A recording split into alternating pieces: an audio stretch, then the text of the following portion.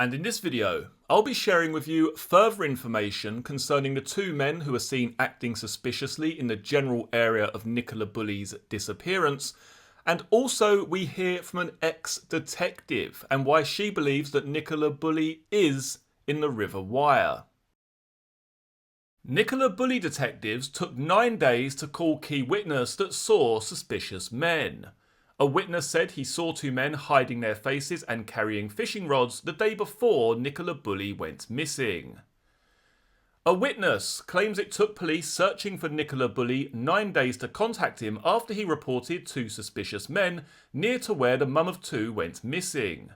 The man, who did not wish to be named, said he saw the individuals the day before Miss Bulley went missing on January the 27th. Worryingly, he claims he saw one of the men again on Miss Bulley's dog walking route on the morning she disappeared. The man told the newspaper the sighting made him feel, quote, very strange and uneasy, but he did not report it until he heard Miss Bulley had gone missing, which was on January the 29th. He says he phoned police first thing on Monday morning, telling them he'd seen two men acting strange and hiding their faces. He said, quote, I was away all that weekend, so I only heard about Nicola Bulley going missing on Sunday. I saw the police were appealing for information, and it struck me that I should tell them what I saw, so I rang them on the Monday. Miss Bulley, 45, disappeared near a river in St Michael's-on-Wye, Lancashire at the end of January after walking her dog Willow. The dog and Miss Bulley's phone were found by a bench near the river. Lancashire police have been working on the theory that Miss Bulley fell into the river, but her partner as well as friends and family believe that something else may have happened to her. According to the newspaper, the witness saw two men at around 8 AM on Thursday, January the 26th, near to the area Miss Bulley would go missing from just over 24 hours later. The men were described as wearing dark clothing and hoods or hats. They were also carrying fishing rods. The man told the paper the pair could have been normal fishermen, but he said they seemed to want to hide their faces. One of the men was seen again on January the 27th near to the bridge in St Michael's-on-Wye. The witness said, quote, this time it was just a glimpse, but I definitely saw one of them. I think I saw the second man who was way ahead of the other, but I've been going over it a lot in my mind and I couldn't swear my life on it. Again, the man I saw was carrying a fishing rod and covering his face. According to the witness, the man did not seem to be carrying a bait or tackle box, which he said seemed odd. The man said he contacted Lancashire police on Monday, January the 30th, and again on Friday, February the 3rd, but did not hear back from them until Wednesday, February the 8th.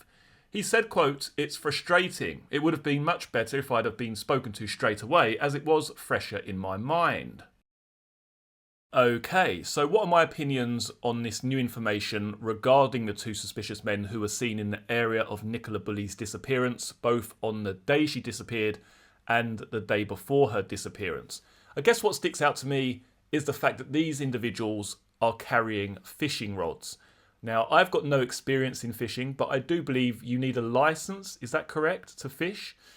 Could it be that these individuals simply were fishing illegally and that's why they were hiding their faces, covering their faces, maybe acting a little bit shifty? I think that's the first thing that springs to my mind. Could this just be completely innocent? What has been described here by this individual has clearly stuck in his mind, however. He's described these individuals as acting suspicious, covering their faces, wearing dark clothing. It didn't appear that they had all of the correct equipment to be going fishing in the first place. And those little details did actually stick out to this individual. What I do find a little bit more concerning, however, is the fact that it's taken police, according to this article, 9 days to contact this gentleman about his experience, about what he has witnessed. Why is that so crucial? Well, mainly because of the area in which these eyewitness accounts actually transpired, the church area, and also the bridge leading to the towpath, which we know is not covered by CCTV. The normal entry and exit point for Nicola Bulley's walk is not covered by CCTV, and at least one of these eyewitness accounts originates from that particular area. But as I alluded to earlier, the first impression I get when reading this newspaper article and taking this eyewitness account into consideration is that maybe, just maybe, these two individuals were fishing illegally. That's the first thing that springs to mind. hence the dark clothing, the hood, or something covering their faces, not wanting to be seen. Maybe it is really just that simple. I think it'll be interesting to see over the course of this week whether the police make any sort of public appeal for further information regarding these two men, or whether these two men actually volunteer and, head to their nearest police station in order to clear up this situation. As I say, it'll be interesting to see what transpires throughout the course of this week. What I would like to draw your attention to now is a recent newspaper article which has the following headline: Vanished. I'm an ex-detective. I'm convinced Nicola Bulley is in the river where she went missing based on 3 factors. An ex-detective says she's convinced missing mum Nicola Bulley is in the river based on 3 factors. Julie McKay said she agrees with the police's main theory that the 45-year-old ended up in the icy Lancashire waterway on January the 27th. The retired detective superintendent who once solved a 32-year-old cold case said there were 3 main reasons that she believes the hypothesis. Julie said they included the fact no new information had given her a reason to think otherwise, and that Nicola's disappearance was unlikely to be a criminal act due to the time it unfolded. Where do I start with this? Okay, the first reason, let's just cover that, shall we? Julie said they included the fact no new information had given her a reason to think otherwise. I mean, really, is this honestly what we're dealing with? This is a retired detective superintendent from Gloucester, I believe, from Gloucestershire. I mean, is that really a genuine reason why you believe that she's fallen into the river? Julie said they included the fact no new information had given her a reason to think otherwise. But there's actually no information to suggest that she's fallen into the river in the first place. So to me, that is, very strange reasoning, shall we say. Julie told the newspaper, quote, I still believe she's gone in that river. Today, when you look at the last 2 weeks and review it, nothing has changed. Right, again, some very broad statements here. Today, when you look at the last 2 weeks and review it, nothing has changed. Well, no, nothing has changed. They still haven't found her in the river. I mean, I would say that the longer this goes on for, the chance of her actually ever being in the river starts to diminish. I mean, surely that's common sense. So there has been something that's changed. Also, we're not getting any more press conferences for some reason from the police. That seems to have dried up completely. The police also refused to attend that recent Channel 5 programme where they could have been asked questions live. They refused to appear on that programme. It's almost like everything's been shut down. It's really strange. Let's just look at that again. Today, when you look at the last 2 weeks and review it, nothing has changed. I disagree with that. I believe the fact that, we're now way over 2 weeks since this lady went missing. For me, the chances of her actually ever falling into that river start to diminish over time. That's my own personal opinion. But I mean, what is this lady actually saying here? Nothing has changed. I mean, okay, yeah, if you're literally just going to take the word of the superintendent who is conducting the investigation into her disappearance, then of course, yeah, if you're just going to take her word as the gospel truth that we believe she's fallen into the river, then of course nothing has changed. Of course, because you are buying into that narrative, aren't you? You're not going to shift from that. The former detective said that although Nicola hadn't been found near where police believed she fell in, it didn't mean she wasn't in the water. She continued, quote, if she's then sadly gone over that weir, it becomes tidal, and then the possibility that she's gone out to sea is still quite possible. Julie also explained why she didn't think there was a third party involved, despite part of the path not being covered by CCTV. She said, quote, I don't believe it's criminal. There would have been a clue along the way. I mean, does this lady even know that there's no CCTV covering Nicola Bulley's walk? Covering the start point and the exit point of Nicola Bulley's walk? Is she aware that that isn't covered by CCTV?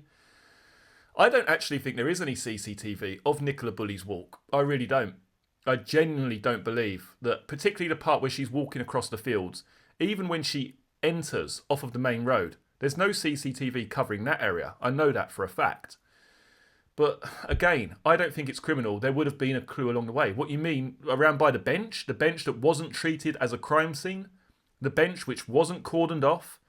I mean, the police have basically attended this scene and thought, okay, we've got a harness, we've got a phone, this lady has fallen into the river, and we're basically going to start with that hypothesis and work on from there. And they've kept to that idea for the last 2 weeks. People have been allowed to walk across that area. Any potential footprints or any forensic evidence is long gone. Long gone.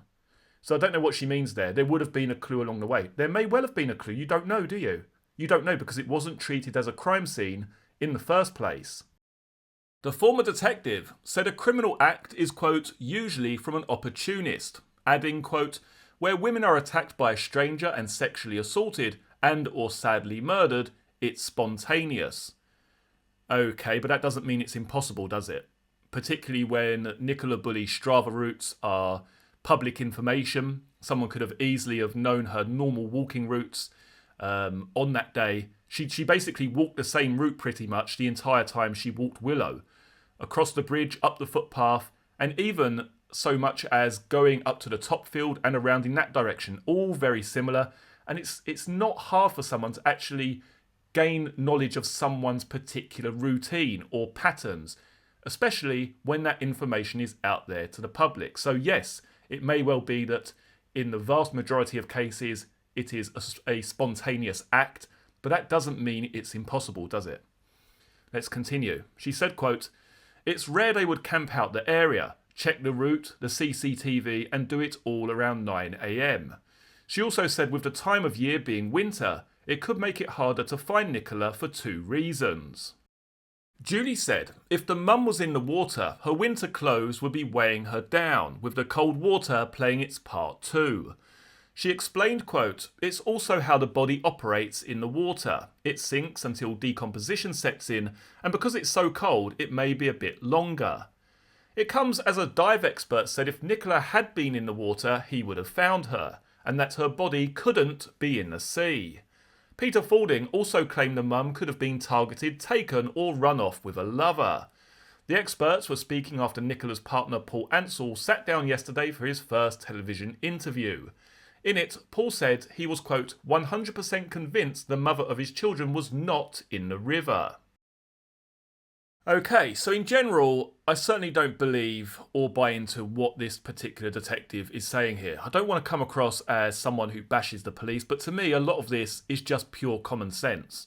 And I try and frame my videos around that concept pretty much. The fact that we don't have CCTV covering the start or exit point of Nicola Bulley's walk.